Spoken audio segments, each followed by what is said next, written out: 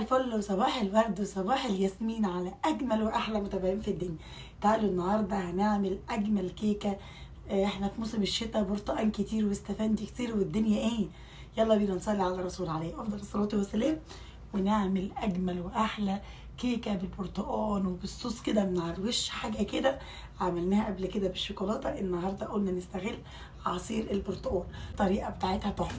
يلا بينا لايك وشير وسبسكرايب للقناه وتفعيل زر الجرس علشان يوصل لكم كل جديد. يلا بينا نشوف عملنا الفيديو ده النهارده ازاي. اول حاجه كده جبت برتقانتين وهبشرهم واخد الطبقه الخارجيه اللي بره، بلاش تروحي عند الطبقه البيضاء اللي جوه علشان بتبقى ممرره شويه. هناخد بس البشر البرتقاني، بيدي نكهه وريحه للكيكه انا مش عايزه اقولك بتبقى عامله ازاي. هنركنهم بقى على جنب، وبعد كده جبت البرتقان بتاعي، دول 6 برتقانات. عايزه بقى تكتري تقللي زي ما تحبي الكميه الموجوده عندك. انا جبتهم كده وهعصرهم في العصاره بتاعتي. آه الافضل ان انت تعصريهم في العصاره مش تضربيهم في الخلاط، بس لو ما فيش عصاره ولا حاجه تقدري انت تضربيهم بالراحه ضربتين 3 كده وبعدين تصفيهم. يا دوبك تاخدي بس الميه بتاعه البرتقان، بلاش تزودي ميه وتزودي الحاجات دي. لكل ما خدتي عصير البرتقان صافي كده بيبقى حاجه طبيعيه بتخلي البرتقان طعم وريحه وجميل. خلاص عصرتهم ركنتهم على جنب وصفيتهم. جبت بقى شفشق الخلاط بتاعي، حطيت كده كوبايه كبيره من السكر على كوبايه كبيره من عصير البرتقان على معلقتين من الكريم شانتيه لو متوفر عندك. هنضرب بقى كويس جدا جدا لحد السكر بتاعي كده ما يدوب في قلب البرتقال. وبعدين عندي لو انت عندك لون برتقاني او لون الاورنج، حطي منه اللي هو لون زي عارفين اللون اصفر كده شويه، بيخلي بس اللون حلو شويه واقوى. هنحطه، ما فيش اي مشكله ولا اي حاجه. معايا كوبايه من الزيت كله بنفس المقدار، معاكي كوبايه كبيره زي كوبايه صغيره، بس انا هعمل صينيه كبيره فانا مكبره الكوبايه شويه. نزلت بكوبايه الزيت كلها فالخليط بتاعي تقل معايا. هجيب كده بقى كوبايه او مج وهفضي فيه شويه وهنركنهم على جنب. نفس فكره الجاتو شاتو اللي احنا كنا عاملينه قبل كده بالشوكولاته وبالكاكاو. معايا 4 بيضات هنزل بيهم كده في الخلاط بتاعي وسنه من الفانيليا، وهضرب كويس جدا لحد البيض ما يروح في قلب البرتقان كده والسكر والدنيا دي. لو انت وصلتي معايا لحد كده صلي على الرسول عليه افضل الصلاه والسلام وانزلي حطي لي لايك. حطيت طبعا معلقه كمان من الخل، خلصت ركنتهم على جنب. جبت بقى الدقيق بتاعي، حطيت مجين كده من الدقيق وادي نص كمان، واحده واحده حطي الدقيق بتاعك وكمان معلقه كبيره من البودر. بس هقول لكم على حاجه، البودر بتاعي للاسف كان بايظ معايا، بس كانت حلوه برضو ما كانتش وحشه. بس البودر بتاعي مش عارفه كانوا شويه كده عندي هم اللي باقيين، فقلت هحطهم بس ما عجبوني. وفي الخطوه دي انا نزلت ببشر البرتقال، حسيت ان الخليط بتاعي تقيل شويه، نزلت بقى كده بمعلقتين 3 كده من الميه لحد ما اظبط الخليط بتاعي عادي خالص، بس الميه تكون مغليه. يعني انا نزلت بربع كوبايه ميه مغليه. جبت الصينيه بتاعتي ودهنتها كده بمكعب من الزبده. انا حبيت بس اقول لكم على البودر عشان يبقى يكون في مصداقيه في الحاجه وانا بعملها. الفرن مسخناه قبلها ب10 دقايق. نزلت بالخليط بتاعي اوزعه بقى كده واخبط الصينيه بتاعتي خبطتين 3 4 10 عشان الخليط بتاعي يبقى مساح واحد في قلب الصينيه. هدخلها الفرن وتعالوا نشوفها بعد ما تطلع من الفرن. درجه الحراره انا بسوي هنا على درجه حراره 300 للكيكه وساعات 290، وانتي برضو على حسب درجه الحراره بتاعتك. بعد ما طلعت كده مسكت الخله بتاعتي بتاع الشيش طاووق وغرستها مفيش بسن السكينه، وجبت بقى شويه كده من عصير البرتقال عليهم شويه من اللبن عشان يحطوا كده من المزه بتاعتهم.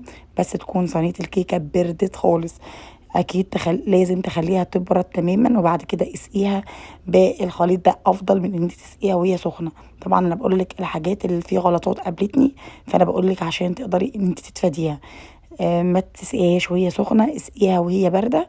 كانت سخنه شويه او دافيه شويه، بس بصراحه لو كانت ساقعه كانت هتبقى احلى واجمل. بعد كده اركنها كده ثواني كده على جنب بعد ما اسقيها على بال كده ما تتشرب عصير البرتقال اللي احنا عملناه باللبن. هنركنها وتعالوا نشوف الخطوه اللي بعد كده. جبت كده كريم شانتيه هتكسين كده ولا ربع كوبايه وميه متلجه بالمضرب عندك العادي او بالعجان، اي حاجه عندك اضربي بيها. انا عندك المضرب السيليكون عادي خالص مفيش اي مشكله. كل ما بلاقي القوام يتقل قوي قوي يبقى انا بقى بزود معلقتين ميه كده لحد ما اوصل للقوام اللي انا عايزاه. لو عندكم الكريم شانتيه الجاهز مفيش اي مشكله، حطوا منه على طول. في هنا علب كريم شانتيه جاهزه كده، وبعد كده هحط بقى الكريم شانتيه على وش الكيكايه بتاعتي. بصوا لو خدتوا بالكم هي كانت دافيه شويه، فممكن يعني انا بقول لكم الحاجات والعيوب اللي قابلتني وانا بعمل الكيكايه دي. هظبطها بقى بظهر معلقه او ظهر سباتولا عندك او اي حاجه. انا عملت بتاع اللي احنا بنشيل بيها البسبوسه والحلويات والحاجات دي. بس كده دخلنا التلاجة، وبعد كده قلت لجوزي تعالى كده مشينا شوية نشوف الفاير والحاجات العيال كانوا عايزين يتفرجوا عليها. طبعا ما رضيتش انزلها لكم لان دي غلط، الفاير والحاجات دي غلط على اليوتيوب. المهم يعني لفينا لفتين كده، وقفنا على البحر شوية وخدنا بعضنا ورجعنا على بال الكيكة كده ما سقعت وبقت حلوة في التلاجة. بصوا اهو كنا راكبين اهوت، الجو كان جميل قوي قوي والإضاءة حلوة قوي قوي في الداون تاون. تعالوا هوريكم البحر دلوقتي وجميل. شايفين بين المية والخضرة والوجه الحسن المشي في الجو ده حلو. واشتركوا في القناة كمان.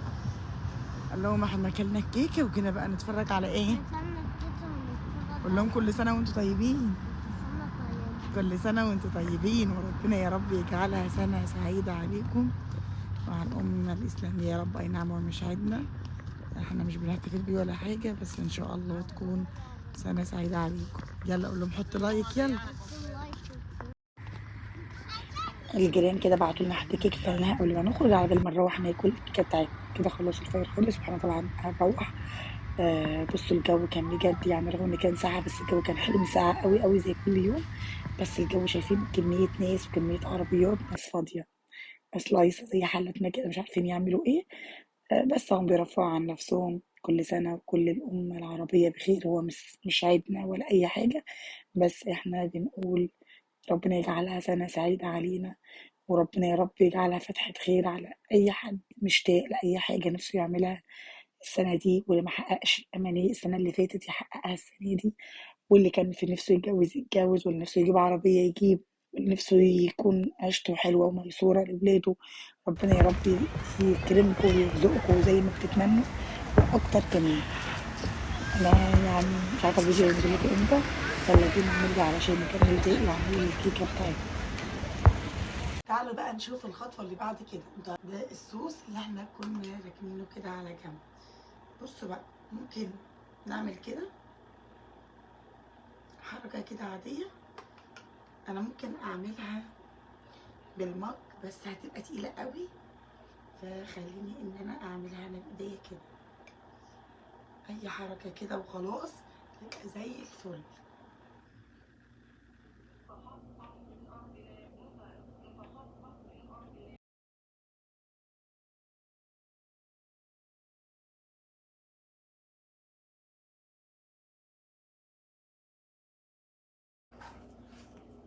بصوا الشكل بتاعها بقى حلو قوي قوي قوي. ممكن بقى نقطع عليهم كده واحدتين كريز عشان تبقى عاملة زي التورتايه. قطعها كده بس. اوبس نحط بس الصوص كده.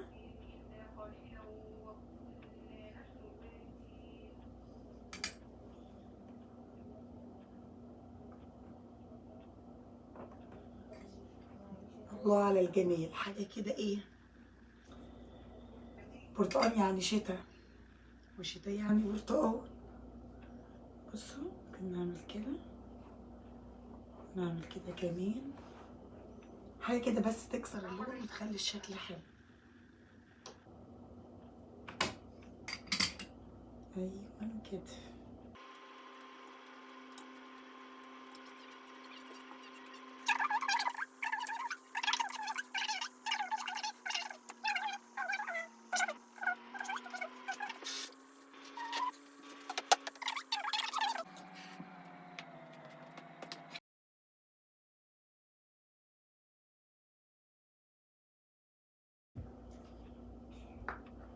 احلى جاتو شاتو ممكن تعملوه. عملناه قبل كده مع بعض في القناة بالشوكولاتة. النهارده عملناه بعصير البرتقال عشان اكتر حاجة متوفرة عندنا في الشتاء. بصوا بعد ما اتقطعت حاجة كده جميلة قوي قوي قوي. ممكن بقى اعمل انا حركة ان تعالوا بقى كده ناخد قطعة ونشوفها عاملة ايه. والطعم حكاية ولا أي كلام. الله على الجميل.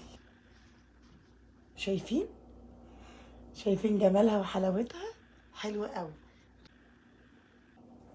تعالوا بقى كده ندوقها ونشوفها عاملة ايه.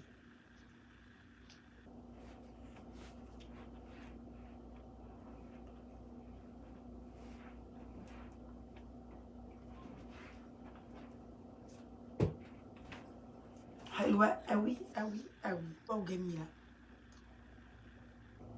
تحفة. جربوها بالطريقة بتاعتي دي هتعجبكم، واستنوني في فيديو جديد. اشوفكم على خير ودمتم بخير. مع السلامة.